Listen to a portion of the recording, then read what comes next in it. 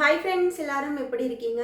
இன்னைக்கு நம்ம channel Nivea food மேக்கரில் நம்ம உடம்புல இருக்கக்கூடிய பித்தத்தை நம்ம வீட்டில் இருக்கக்கூடிய பொருட்கள் வச்சு எப்படி நம்ம குறைச்சிக்கலாம் அப்படிங்கிறது பார்க்க போகிறோம். இதை எப்படி சாப்பிட்ணும் அப்படின்னா, வெறும் வயிற்றுலையும் சாப்பிட்லாம். சப்போஸ் வெறும் வயிற்றுல சாப்பிட எனக்கு பிடிக்கல, ஒரு மாதிரி இருக்குன்னு ஃபீல் பண்ணுறவங்க சாப்பிட்டதுக்கப்புறம் ஒரு மணி நேரத்துக்கு அப்புறம் ஒரு 11 மணி வாக்கில் அப்படி நீங்கள் எடுத்துக்கலாம். அது மட்டும் இல்லாமல் இதுக்குன்னு நீங்கள் தனியாக வெளியில் போய் கடையில் தேடி பொருட்கள் எதுவும் வாங்க வேண்டியது இருக்காது. வீட்டில் இருக்க பொருட்களை வச்சு தான் நம்ம பண்ண போகிறோம். ரொம்ப யூஸ்ஃபுல்லாக இருக்கும். நீங்கள் மறக்காமல் இந்த வீடியோ ஃபுல்லாக நீங்கள் ஸ்கிப் பண்ணாமல் பாருங்கள். இந்த டிஷ் பிடிச்சிருந்துச்சு, அதாவது இந்த கஷாயம் பிடிச்சிருந்துச்சு அப்படின்னா ஒரு லைக் கொடுத்துக்கோங்க.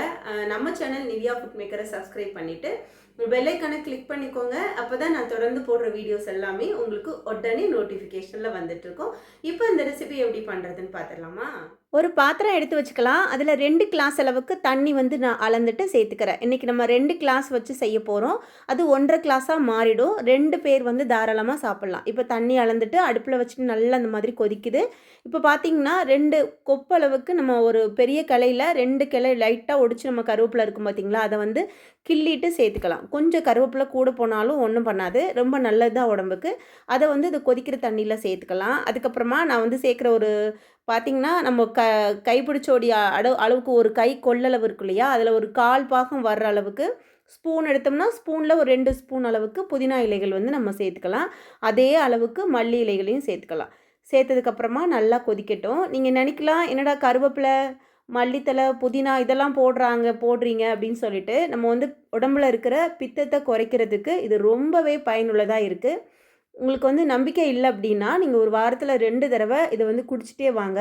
உங்களுக்கு இதுக்கு முன்னாடி பித்தத்தினால ஒரு சில பேருக்கு தலை சுற்றுற மாதிரி இருக்கும், மயக்கம் வர மாதிரிலாம் இருக்கும். டாக்டரே சொல்லியிருப்பாங்க, உடம்புல நிறைய பித்தம் இருக்குது, ஒரு சில பேருக்கு பித்தம் தலைக்கு கூட ஏறிடும்னு சொல்லுவாங்க. அதெல்லாம் குறையும். நீங்கள் ரிசல்ட்டை பார்த்துக்கலாம். இப்போ நம்ம விரல் சைஸ் அளவுக்கு இஞ்சி எடுத்துகிட்டு அது தோல் நல்லா கழுவி க்ளீன் பண்ணிவிட்டு அதை நல்லா அப்படியே தட்டிட்டு அதையும் நான் சேர்த்துக்கிட்டேன். சேர்த்ததுக்கப்புறமா நல்லா கொதிக்க விடுங்க. இதில் ரொம்ப முக்கிய பங்கு வகிக்கிறது என்னன்னு கேட்டிங்கன்னா, இஞ்சி, அதுக்கப்புறமா இந்த திராட்சை, கருப்பு திராட்சை, உலர் திராட்சை இருக்கு இல்லையா, ட்ரை ஃப்ரூட்ஸ், அது கருப்பு திராட்சை சேர்த்துக்கோங்க. கருப்பு திராட்சை ரொம்பவே நல்லது. இதை சாதாரணமாகவே நைட்டு ஊற வச்சுட்டு காலையில் அந்த திராட்சையையும் சாப்பிட்டுட்டு அந்த தண்ணியையும் குடித்தாங்க அப்படின்னா உயர் ரத்த அழுத்தம் குறையும்னு சொல்லுவாங்க. இதயத்துக்கு நல்லது அப்படின்னு சொல்லுவாங்க. நமக்கு அன்னைக்கு ஃபுல்லாகவே ரொம்ப ஒரு புத்துணர்ச்சியாக இருக்கும் அப்படின்னு சொல்லுவாங்க. அந்த திராட்சை தான் நம்ம அதில் சேர்க்குறோம். சேர்த்ததுக்கப்புறமா நல்லா கொதிக்க விடுங்க. கொதிச்சதுக்கப்புறமா தண்ணியோட கலரே மாறிடும். அப்போ அந்த அந்த அதோட ஃப்ளேவர் எல்லாம் தண்ணியில் இறங்கிடும். நல்லா ஒரு வாசனையே கமகமன்னு இருக்கும். இது குடிக்கிறதுக்கு கொஞ்சம் கூட கஷ்டமே இருக்காது. இதுக்கு நம்ம உப்பு சேர்க்குறதில்ல, எந்த இனிப்பும் சேர்க்குறதில்ல, அப்படியே தான் குடிக்க போகிறோம். ரொம்ப கொதிக்காமல் வெதுவெதுப்பாக நம்மளால் குடிக்க முடிகிற அளவுக்கு அந்த வெதுவெதுப்பு தன்மையில் தான் இதை குடிக்கணும். குடிக்கும்போது கஷ்டமே இருக்காது ஃப்ரெண்ட்ஸ், ரொம்ப டேஸ்ட்டாக இருக்கும். நான் ஒரு 2-3 தடவை நான் குடிச்சு பார்த்துட்டு தான் உங்கள் கூட நான் ஷேர் பண்ணியிருக்கேன்.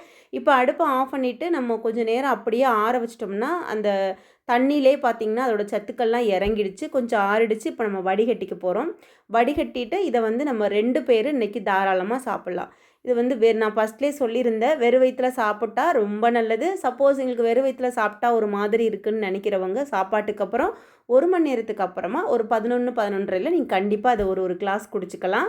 ரொம்பவே நல்லது. இதில் எந்த ஒரு ஒரு உடம்புக்கு கெடுதல் உள்ள எந்த பொருளும் சேர்க்கலை. வீட்டில் இருக்கக்கூடிய பொருட்கள் மட்டும்தான். ட்ரை பண்ணி பாருங்கள்.